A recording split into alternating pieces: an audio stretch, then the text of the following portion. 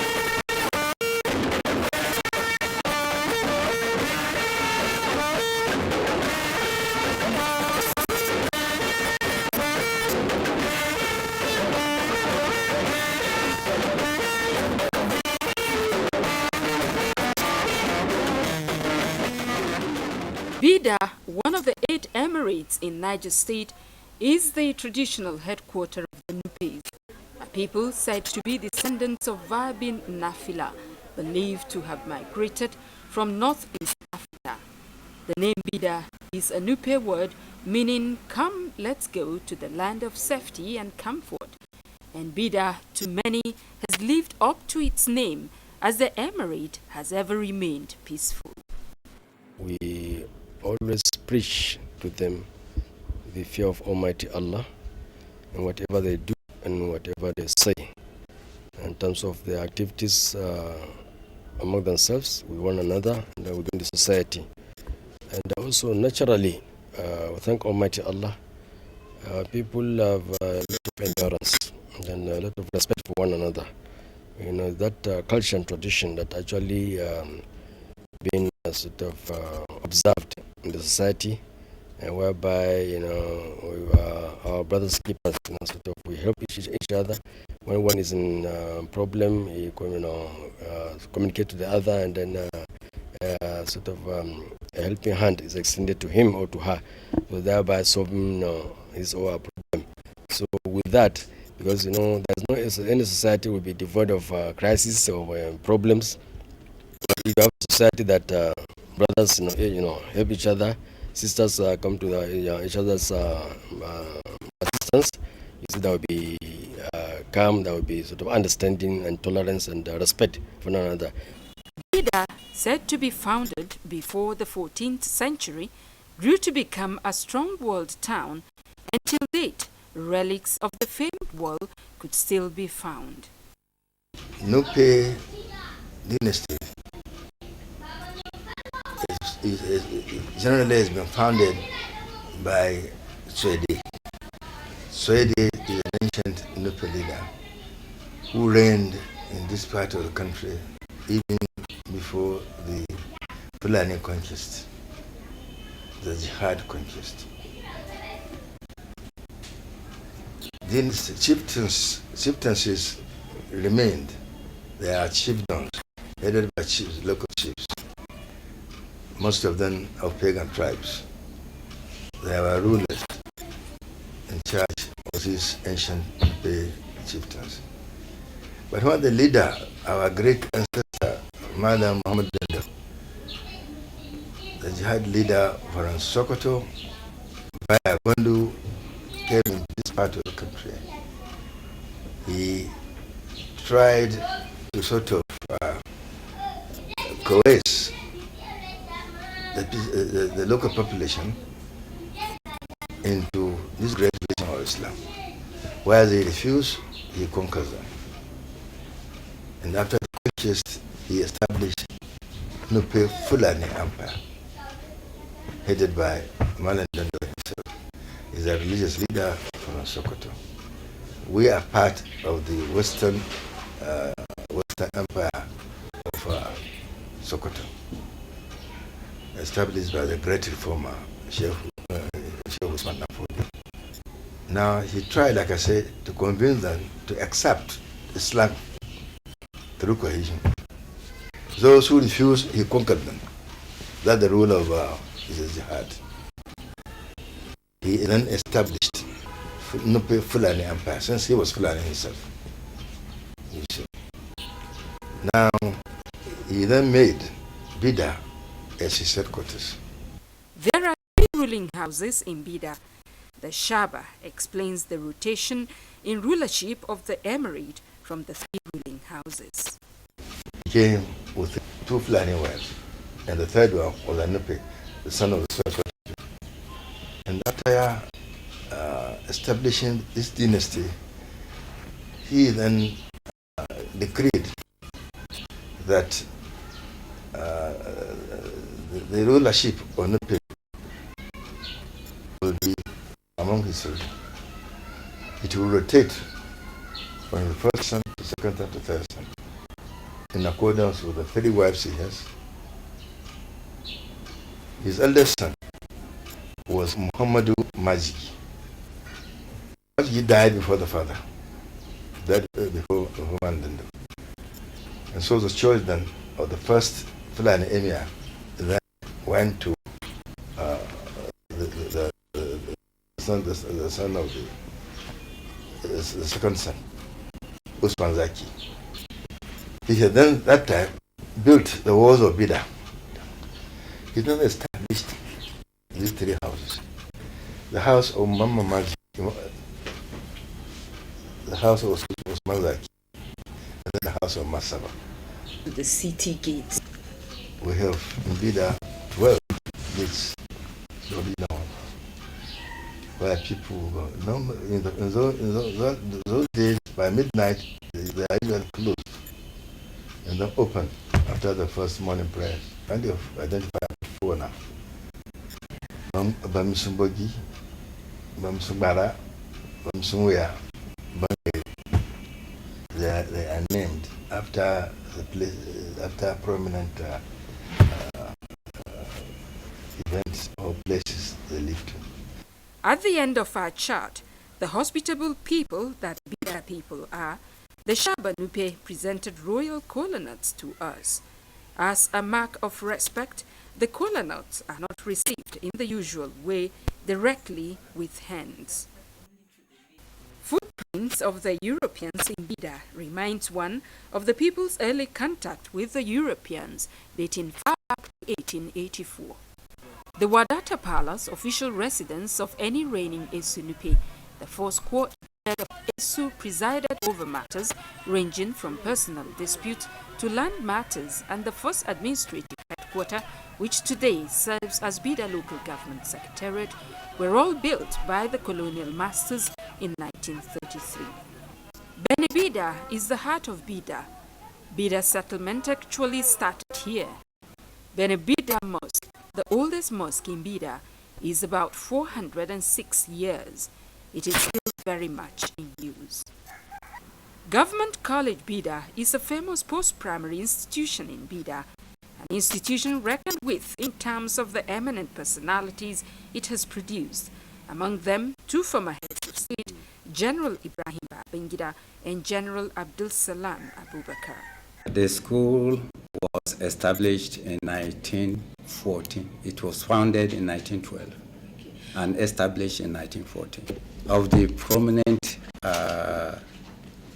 Nigerians that students that passed out from this school, one is General Ibrahim Babangida, I think one-time head of state. He was admitted here in 1957, and in their class they have a number of generals, which General Babangida is one, General Sani Sami is one again, General Abdul Salami, one-time head of state also, was one, General Muhammad Maigoro, General Muhammad Gado Nasco. They all passed out from this famous institution, Government College, Bida. How would you compare the academic standard of the school now and as at that time? Generally, I would say all over the nation, the standard of schools were not what they were in the past. And maybe we may count this to be maybe the population and the maybe age of maybe students maybe enrolled in schools these days, because in those days they were fairly matured, and this time no. So the standard was high that particular time. A couple of old boys of the school relate their experiences in the school. I came into that school in 1956. Then there was a lot of discipline. Even as princes, we had to stay in dormitories, boarding dormitories. We weren't allowed to go home. We fear even our senior prefects much more than the teachers myself. So you could be disciplined as a prince. Yes. Academically, it was better than what you find these days, honestly speaking, myself, because we were much more dedicated to our studies. The teachers were very much educated. Most of them that time were Europeans. And they didn't tolerate any nonsense at all for anybody. Before we left, there were Nigerians who were then graduates and then appointed education officers who came to teach us.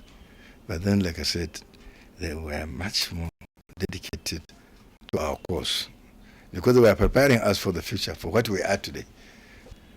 In those days, the principal would go from class to class, watching the teacher from the window, before he gets into the class. But not now. Our boys will come in now. From 5, they do now. SS3, you hardly ask them to construct a sentence. Some of them will not even know what they're talking about. When you compare the life of the studentship of those days with today's student life, I think you find that there's no studentship today, because in those days, both those who have and those who don't have children are mixed together and the school together without any sign of showing differences. And we are well disciplined. We have activities which are arranged chronological order that everybody has to follow. The standard was very high. High in the sense that they drill you. During my days, I was a prefect, a school prefect for that matter, and lab prefect and room prefect at the same time. But In the school, my popularity is as a result of being a sportsman. What advice do you have for these students? Is to take their education very serious, because that is where the future is hinged. And anybody in any society that plays with education is just like somebody playing with his own food.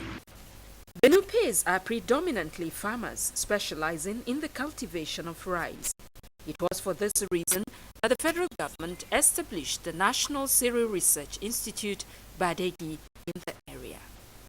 Bida is also famous for its arts and crafts, particularly the brass and glass works at Masaga.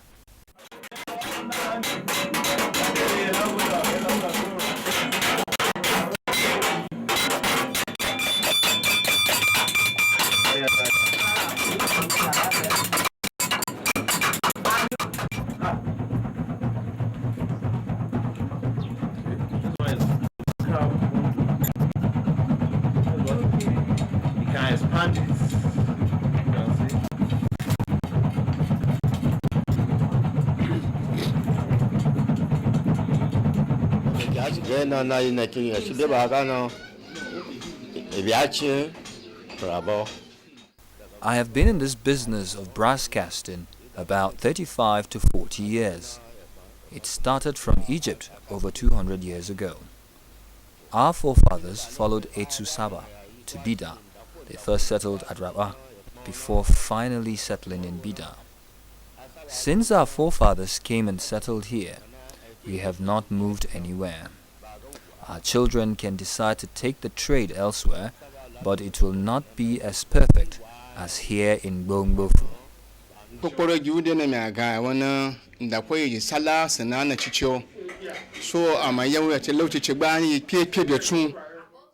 Our forefathers started this trade over 500 years ago. I was born into it and value it the way my parents did. In fact, we are teaching our children to learn the art. I spent 6 years working for my father before I started on my own. I have worked for 28 years on my own. Since our forefathers left Egypt en route to Bida, they stopped over at different places but could not establish the trade. They got here and started the practice. It flourished. There is nowhere you can go and succeed with this trade except here in Masaga, Bida. The Masaga brass and glassworks in Bida are a tourist delight. There are several traditional title holders in Bida.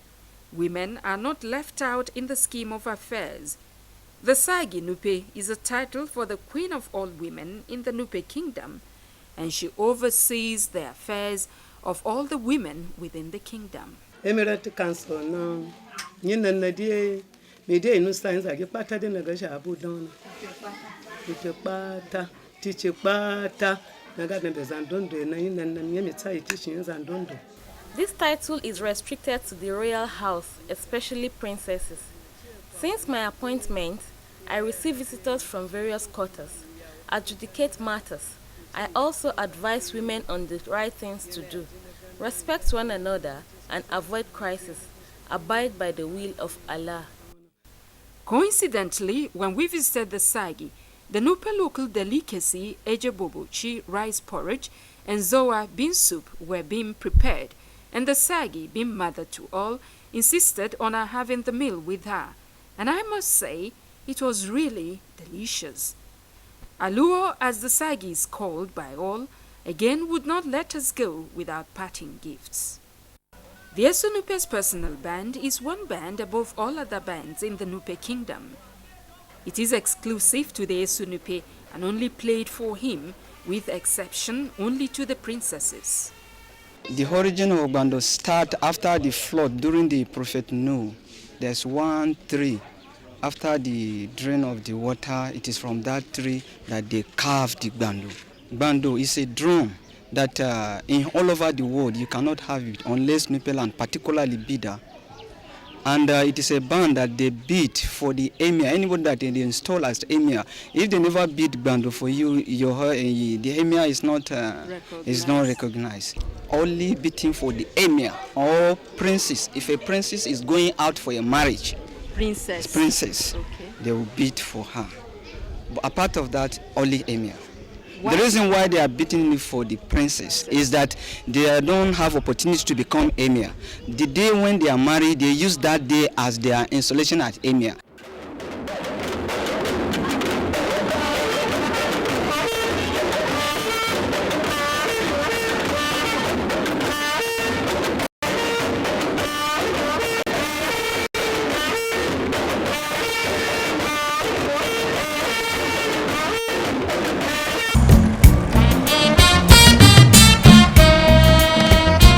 Cotonou, the economic capital of neighboring Benin Republic, is only 2 hours drive from Lagos.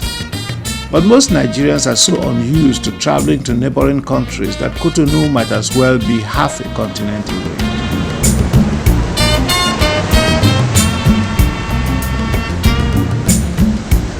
By the time one reaches the bridge that leads out of Cotonou in the direction of Lagos, one might as well already be in a distant suburb of Lagos. Malaika, lovely, lovely Malaika.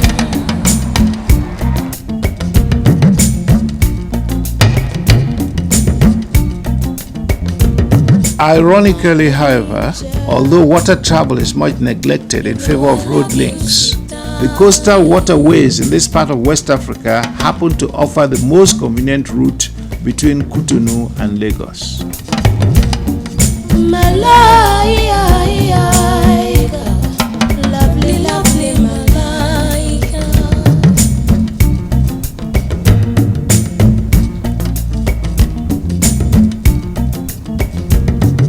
My angel, you know I love you, sweet darling. Malaika, lovely, lovely Malaika. Thus, the calm and beautiful waterways that connect Porto Novo, Badagry, and Lagos have long been a highly useful umbilical cord that binds our two nations across the artificial colonial borders that separate us. Beautiful, beautiful Malaika. You know I love you, sweet darling. Beautiful Malaika.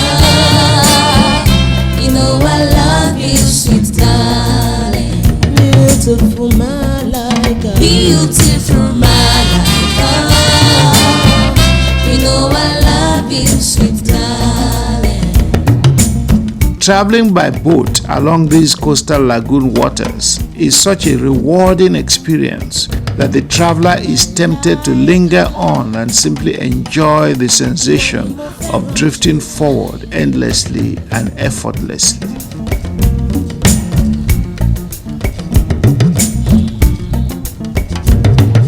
Malaika, ìwọ ni mo fẹ́ràn jù o.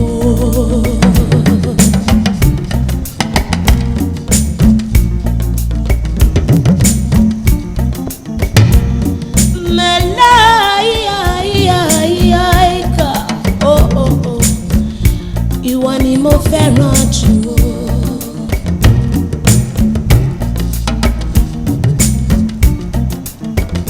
Nightfall on the lagoon, a moment of peace and harmony, a time to commune with the deep essence of the universal vibration of life.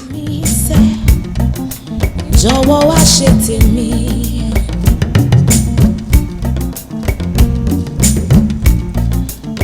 Àpọ́nbẹ́pọ̀ rẹ̀, jọ̀wọ́ wá ṣe tèmi. Mo fẹ́ràn rẹ̀ lọ títí títí. Olólùfẹ́ tèmi ti rẹ̀ dandan. Gbé mi sáyà rẹ̀ bọ̀bọ̀ òye. Ha! ṣe tèmi. If, instead of heading westward towards Lagos from Cotonou, the traveler should choose to first turn in the other direction and head east towards Lomé, which is only another 3 hours away by road, the traveler is richly rewarded by the sight of one of the most beautiful coastlines in West Africa.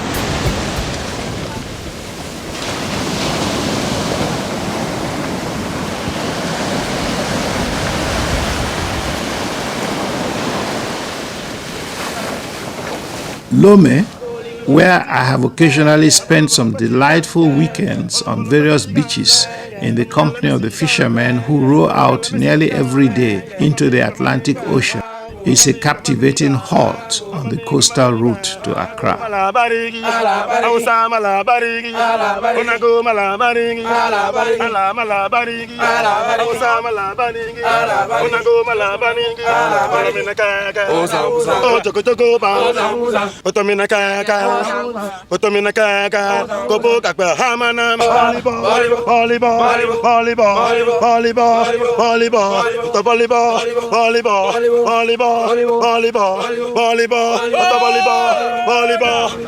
Strolling along Lomé's beaches, one often comes across groups of fishermen teaming up to haul in the massive nets that they go far out to sea to place each day.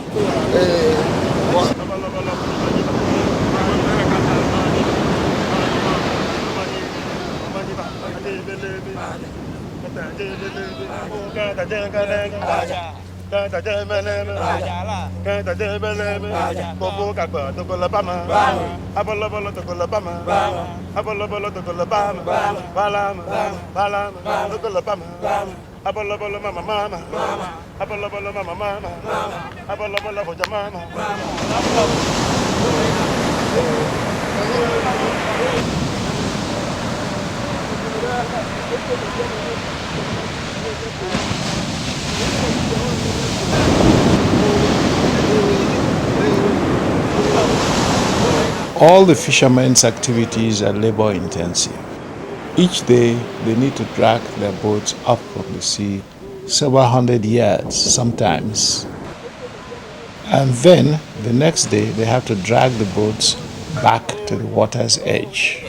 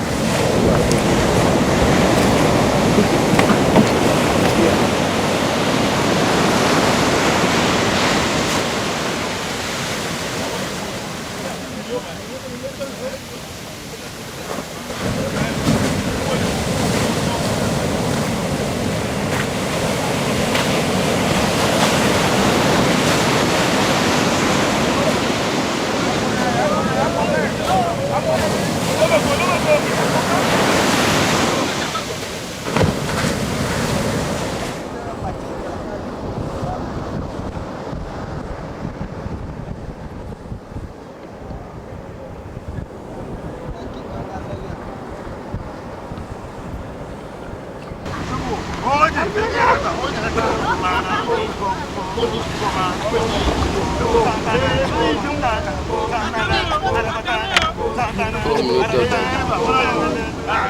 the fishermen, a typical day is divided between repairing nets, pulling boats in and out of the water, rowing out to sea, and coming back to pull in the nets.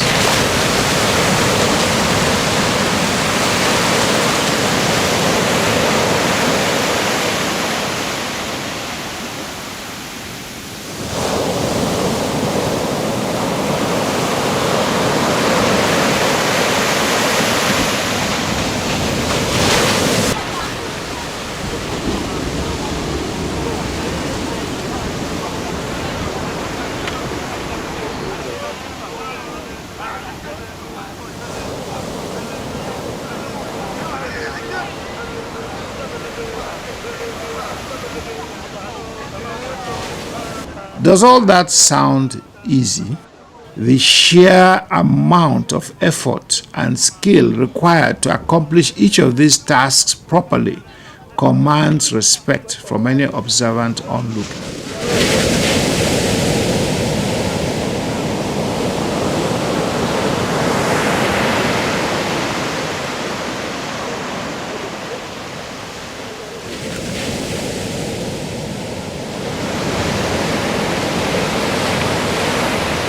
For instance, rowing a boat in or out of the coastal surf demands impeccable timing, tremendous skill, fabulous muscle power, and split-second coordination. The boat crews who work as a closely integrated team are in many ways a reflection of Africa's age-old traditions of communal solidarity.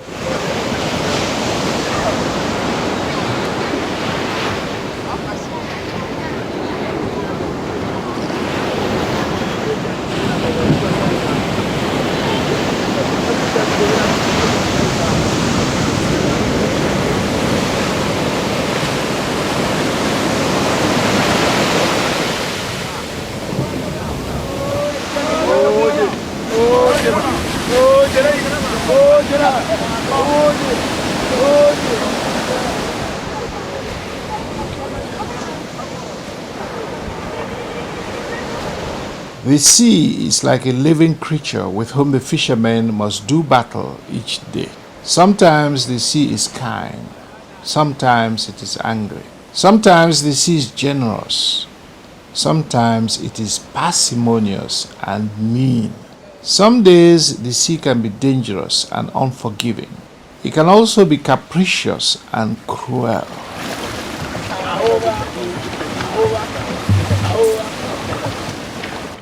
And yet it remains a source of life, a manifestation of the tremendous power of nature, a source of food and income for these fisher folks who cling to it like to a mother from whose breast they continue to feed all their lives.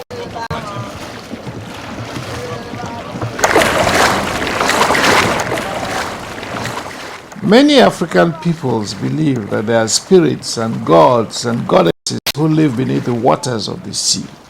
Mami Wata, the generic name of the most popular of these goddesses, is revered all along the west coast, from Dakar in Senegal to Warri and Port Harcourt in Nigeria.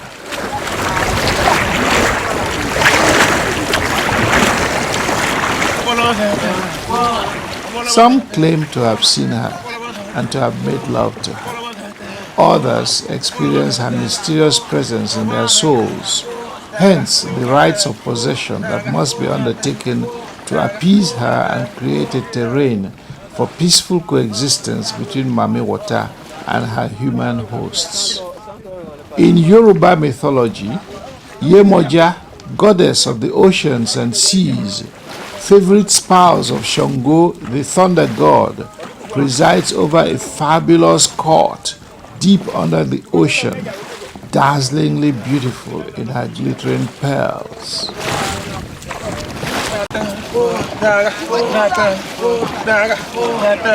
It was only fitting that Yemoja should often visit her African subjects to offer them succor and hope.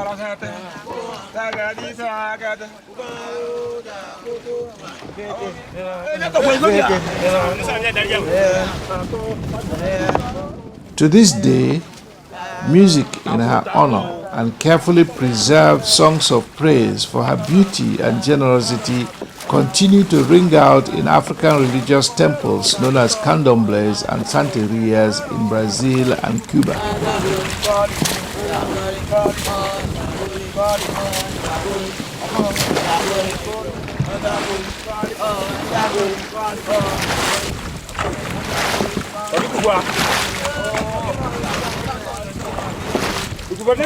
Between the fisher folks and the unrelenting sea, there's a symbiosis, a continuity. As if in some sense they are somehow a manifestation on earth of the mysterious folks who are said to live beneath the sea in villages and cities akin to the villages and cities of the earth.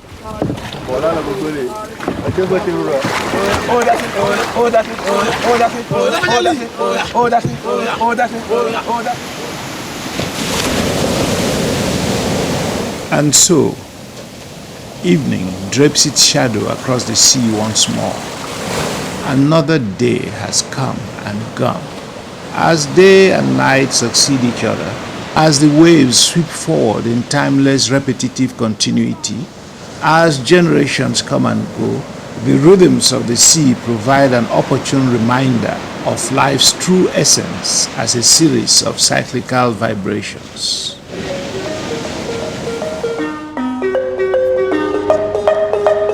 And so, another cycle of travel ends for me on the road from